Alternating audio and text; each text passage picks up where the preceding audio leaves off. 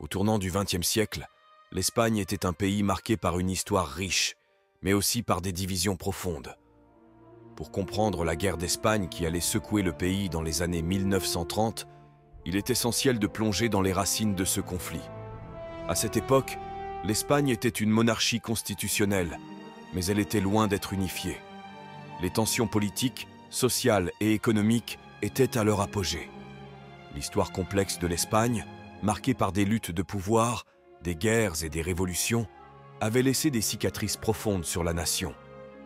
La société espagnole était divisée en plusieurs factions politiques et idéologiques, allant des monarchistes aux socialistes, en passant par les anarchistes. Ces divisions étaient exacerbées par des inégalités sociales et économiques flagrantes, avec une grande partie de la population vivant dans la pauvreté. La montée de mouvements nationalistes régionaux, comme les Basques et les Catalans, ajoutait une autre couche de complexité à la situation. Les questions de langue et de culture régionale étaient souvent source de tensions. Le chaos était palpable dans une Espagne marquée par des décennies de désaccords. Les années 1930 ont vu une instabilité politique majeure, avec des gouvernements qui se sont succédés rapidement, chacun incapable de résoudre les problèmes économiques et sociaux qui tourmentaient le pays. L'une des figures clés de cette époque était le président de la Seconde République espagnole, Manuel Azaña, qui a tenté de mettre en œuvre des réformes progressistes tout en luttant contre des forces réactionnaires et nationalistes. Pendant ce temps, des groupes radicaux se sont levés des deux côtés de l'échiquier politique. Les anarchistes, souvent associés à des émeutes violentes, cherchaient à renverser l'ordre établi, tandis que les nationalistes espagnols, y compris Francisco Franco, s'opposaient farouchement à toute idée de réforme et cherchaient à restaurer un régime autoritaire.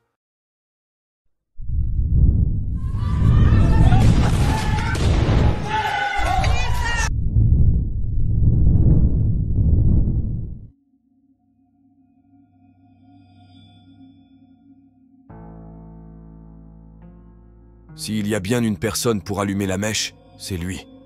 Francisco Franco, un homme de taille moyenne aux cheveux noirs, un visage austère et une allure militaire. Un de ses soldats s'est moqué de lui alors qu'il venait de donner un ordre. Franco a dégainé son pistolet et l'a abattu. L'enfance de Francisco Franco est marquée par des origines modestes et des influences familiales qui allaient façonner son avenir. Né le 4 décembre 1892 à Ferrol, en Galice, dans le nord de l'Espagne, il était le deuxième fils d'une famille de 5 enfants. Son père, Nicolas Franco, était un marin de carrière, et sa mère, Maria del Pilar, venait d'une famille bourgeoise. Francisco Franco passa une grande partie de son enfance à Ferrol, une ville portuaire. L'influence de son père, qui avait servi dans la marine espagnole, se fit sentir sur le jeune Francisco. Il était destiné à suivre les traces de son père et à devenir marin. Mais après avoir réussi ses examens d'entrée à l'Académie navale, il se tourna vers une carrière militaire. Franco rejoignit l'Académie militaire de Tolède en 1907, où il se distingua par sa discipline et son engagement. Cette décision allait marquer le début de sa carrière militaire qui le mènerait à des rôles de leader dans les décennies à venir, y compris pendant la guerre d'Espagne. L'Espagne des années 1930 était comme une marmite prête à exploser. C'est le 17 juillet 1936 à Melilla, une enclave espagnole en Afrique du Nord, lorsque les forces nationalistes ont lancé un coup d'État militaire. Les forces nationalistes, désormais dirigées par le général Francisco Franco, s'opposaient au gouvernement républicain en place. Lui qui s'opposait aux réformes progressistes en Espagne et aux mouvements de gauche, il voyait dans le coup d'État militaire une opportunité de rétablir l'ordre et de contrecarrer les forces qu'il considérait comme destructrices pour l'Espagne.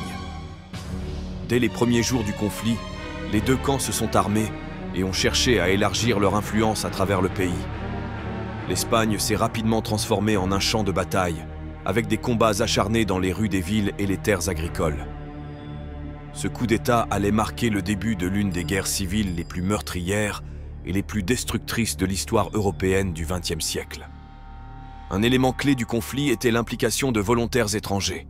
Les républicains ont reçu un soutien international de la part des brigades internationales, des volontaires venus du monde entier pour combattre aux côtés des républicains, motivés par des idéaux de gauche et de justice sociale.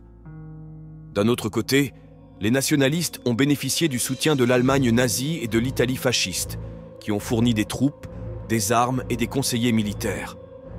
Le siège de l'Alcazar de Tolède a été l'un des premiers moments emblématiques du conflit, symbolisant la résistance farouche des nationalistes. D'autres batailles notables, telles que la bataille de Madrid, ont également fait rage dans les rues de la capitale espagnole. La guerre civile a également vu l'émergence d'une nouvelle forme de combat aérien. L'Espagne a servi de laboratoire pour de nouvelles tactiques militaires, avec des bombardements aériens massifs sur des zones civiles, ce qui a laissé des cicatrices profondes sur la mémoire collective espagnole.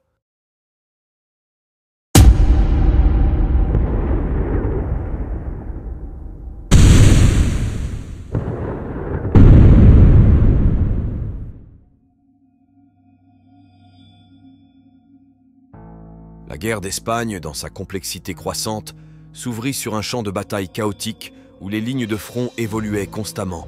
Les alliances se formaient et se brisaient, et la violence prenait une ampleur toujours plus extrême. Les forces nationalistes, soutenues par l'Allemagne nazie d'Hitler et l'Italie fasciste de Mussolini, avaient un avantage militaire conséquent. La Luftwaffe allemande et la Légion Condor apportèrent leur puissance aérienne, tandis que des unités italiennes se joignirent à l'effort nationaliste. Cette collaboration internationale allait avoir un impact significatif sur le cours de la guerre. La montée en puissance des milices anarchistes et communistes apporta une dynamique nouvelle au conflit. Barcelone devint un bastion de l'anarchie, avec des collectivités autogérées et une lutte acharnée contre les nationalistes. Cependant, au milieu de cette tourmente, un événement allait marquer le conflit d'une manière qui choqua le monde entier: le bombardement de Guernica.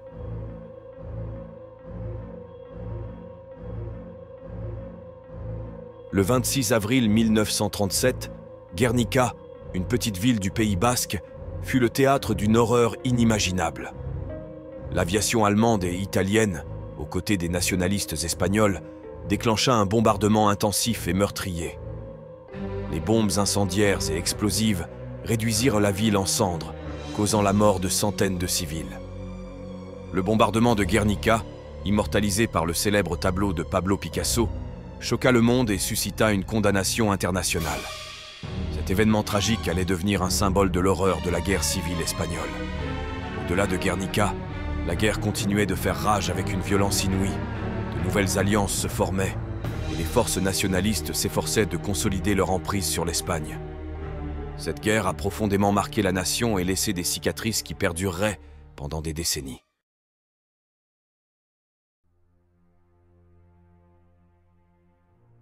Après des années de batailles acharnées, la guerre d'Espagne a atteint son paroxysme en 1939. Les rues dévastées, les villes en ruines et les vies brisées étaient le décor tragique de cette épopée. Le conflit avait divisé le pays, les nationalistes de Franco s'opposant aux républicains. L'Espagne était au bord de l'effondrement. La tension était à son comble, et tout le monde se demandait quand et comment cette guerre sans fin prendrait fin. Puis vint ce moment. La victoire des nationalistes de Franco en 1939. C'était un instant chargé d'émotion, de soulagement pour les uns, de désespoir pour les autres. Les réactions à travers le monde étaient mitigées. Certains pays ont exprimé leur inquiétude face au régime autoritaire qui s'installait en Espagne, tandis que d'autres regardaient avec méfiance cette nouvelle ère. La fin de la guerre a laissé derrière elle un pays en ruine, avec des millions de réfugiés et de déplacés. Les blessures de la guerre étaient profondes, et la transition vers une nouvelle ère était complexe. Les décennies qui ont suivi la guerre ont été marquées par des luttes politiques et sociales, des manifestations et des grèves, mais aussi par des moments de solidarité et de résilience. Le régime de Franco a été marqué par la répression politique et la censure de la presse. De nombreux opposants politiques ont été exécutés, emprisonnés ou contraints à l'exil. La culture espagnole a été soumise à un contrôle strict et les langues régionales ont été réprimées. Pendant ce temps, l'Espagne s'est isolée sur la scène internationale en raison de son association avec l'Allemagne nazie et l'Italie fasciste pendant la Seconde Guerre mondiale.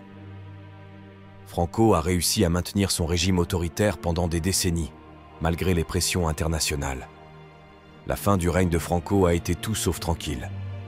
Alors que la dictature touchait à sa fin, l'Espagne était plongée dans l'incertitude. Les manifestations et les revendications pour la démocratie se multipliaient. La mort de Franco le 20 novembre 1975 a été accueillie par un mélange de soulagement et d'appréhension. L'Espagne se tenait au seuil de l'inconnu. La transition vers la démocratie a été marquée par des défis et des négociations politiques tendues. Juan Carlos a joué un rôle clé dans cette période critique. L'adoption de la Constitution démocratique en 1978 a marqué un tournant historique pour l'Espagne, mettant fin à la dictature franquiste. L'Espagne d'aujourd'hui est le reflet de sa riche histoire complexe. La guerre d'Espagne a laissé des cicatrices profondes, mais le peuple espagnol a fait preuve d'une résilience extraordinaire. La transition vers la démocratie et la fin de la dictature ont représenté un souffle de liberté pour l'Espagne. Mais l'ombre du passé continue de planer, et la mort de Franco, tout en mettant fin à une ère sombre, laisse derrière elle un héritage complexe et un pays en quête de réconciliation. Había que recoger a la gente que estaba gritando, la gente que estaba sangrando, la gente que estaba asustada, y camiones que venían, coches que venían, yo no sé, carros, en donde se pudo pues ir subiendo a la gente que todavía no estaba muerta. Orgullosos de ser esclavos del franquismo, para poder contar lo que la gente no sabe.